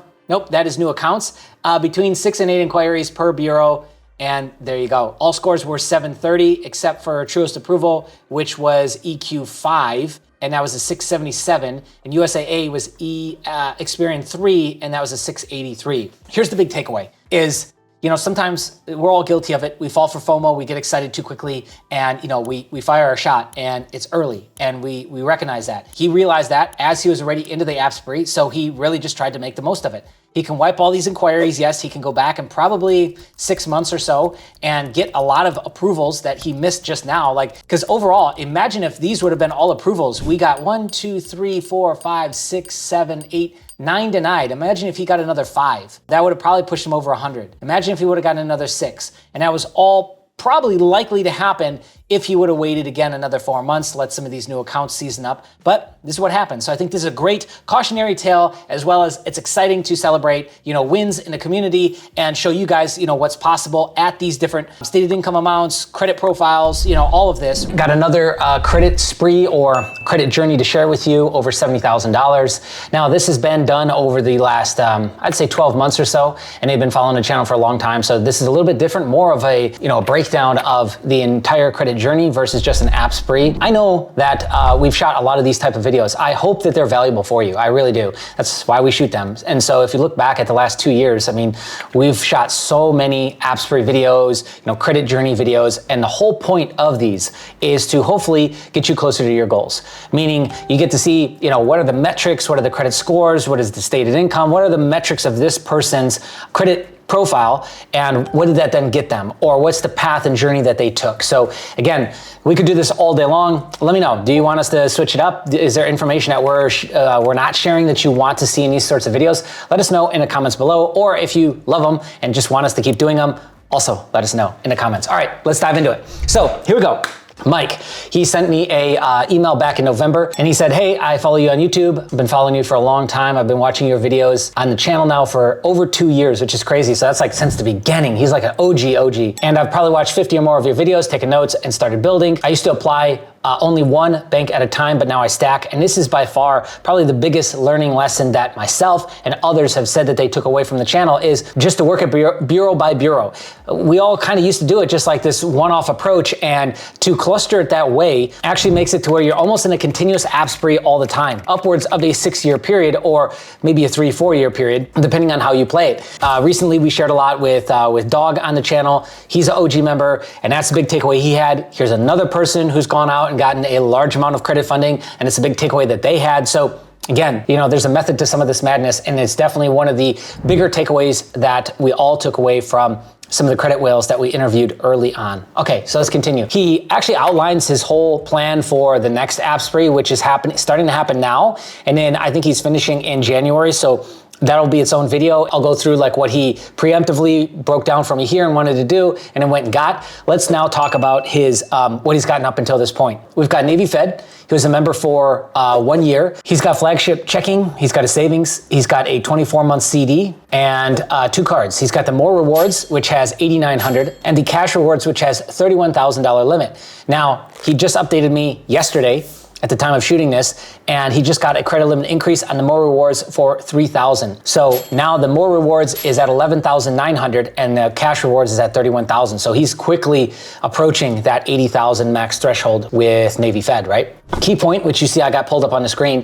This is the 273rd largest credit union in the nation, according to depositaccounts.com. It's got a B rating, 54,000 members, 188 employees. But if we scroll down, 1.7 billion in assets, not bad. If you've been following along, you know that we like to be above $1 billion in assets, even though there are plenty of viral banks, let's call them, that have 300 to 500 million in assets. So it's entirely up to you. We shot videos about that on the channel. But key point, he was a member for 1 year, checking account, and then he got a platinum card of $15,000 and a line of credit of $5,000. So key point, we actually don't have a lot of data on, but I'm going to give you some goods here right now. First off, they pulled Experian, by the way.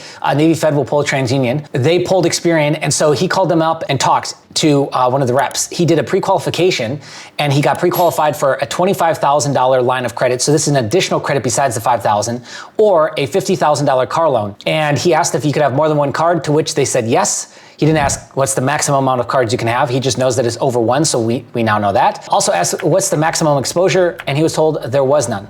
Okay, so those are some good data points for Key Point if you're looking at them. Key Point is based in the California region, okay? And membership restrictions and all of that you can get by just clicking this link here. It'll take you to kpcu.com/membership. You can check that out. We'll probably do a dedicated video on key points. All right, anyway, next is BCU. He has been brewing a membership for 6 months, which means he probably thereabouts watched that video that we did, the BCU video. He's got a checking and savings account. With the update that he just gave me yesterday, he did go ahead and get approved for the cash rewards for a $5,000 limit. Remember, they pull Vantage for TransUnion. Pretty interesting. Next, Affinity, FCU. So he's been a member for 10 months, checking and savings account. That is going to be on his list of what he hits next. Mountain America, this is another one that I don't know much about. I'm hoping that he gives us more intel and fills us in there. He's got a checking and savings account there. Also a 6-month CD. So I think that's on his list of banks to hit. PenFed is absolutely on his next list of targets. And he's been a member there for 1 year, checking and savings account. DCU, member for 1 year, checking and savings account. He's got a $5,000 loan and it's 90% paid down. Remember, with DCU, you can do a kind of a pledge loan type secured loan with them. We have people running that game still all the way at the end of 2023 here, when I think we outlined that at the beginning of the year, if not earlier than that. Lastly is US Bank. So he's been a member for 3 years, checking, savings account, business account, and he's got a shopper credit card with $5,000. So I think we're over 70-ish now. So the only other thing that he left out was Amex. So he's got a Amex BBP. Oops, let me move this. Here we go. So this was the original card. So the Blue Business Plus card. He got that, and I don't know what the original limit was, but he just got a $7,000 credit limit increase on that.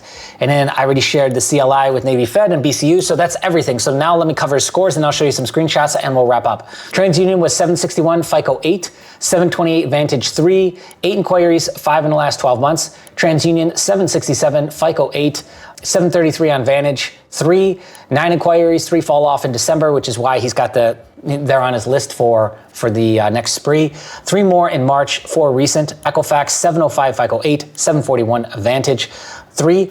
2 inquiries in the last 12 months. Annual salary is $125,000. Side business income is $15,000.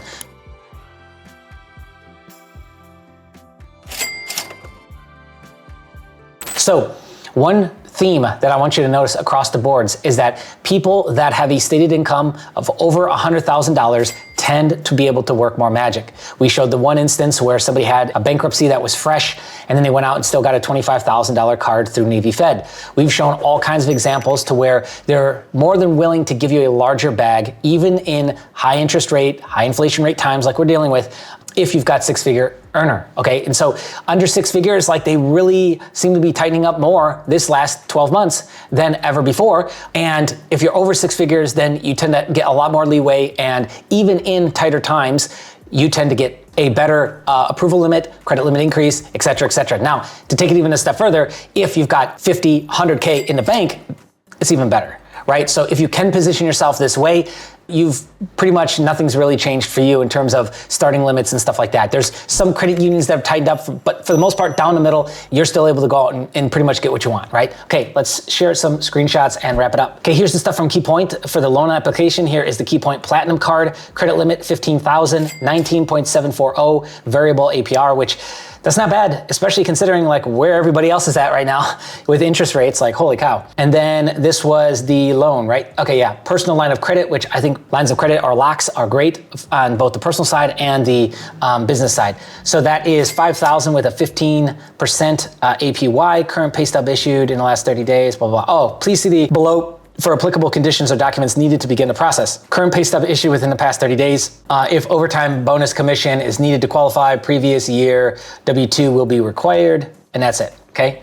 Pretty easy, pretty straightforward, and you can see here's a contact if you want to go ahead and grab that, and a name, okay? Next, and lastly, we've got the cash rewards. This was my very first card with Navy Fed. I love this card still. And that was for a $25,000 limit, which is a killer limit to have reporting, by the way, and 17.74%. Understand there's something called comparable credit. I think that's what it's called. And it just essentially means that if I've got a $10, $15, $20, $25,000 card reporting on my credit profile, banks are more likely to give me limits like that, okay? It's just how it is, okay? So if I've got something that is a higher limit like this, or I can work up a card to get to a high limit like this, I'm more likely to get that from other banks and institutions. Anyways, that is, I guess let's call it part 1 of Mike's credit journey. We'll do a follow-up as soon as he's done with his next app spree, which looks like it's gonna be pretty juicy. And so, yeah, that's all I got for you. Comment below if you got something to say. If you got questions about what we've covered, let me know. If not, we'll catch you in the next one. Thanks for watching. Hey, you should subscribe. 60% of you are not subscribed yet. Right there. Okay, bye.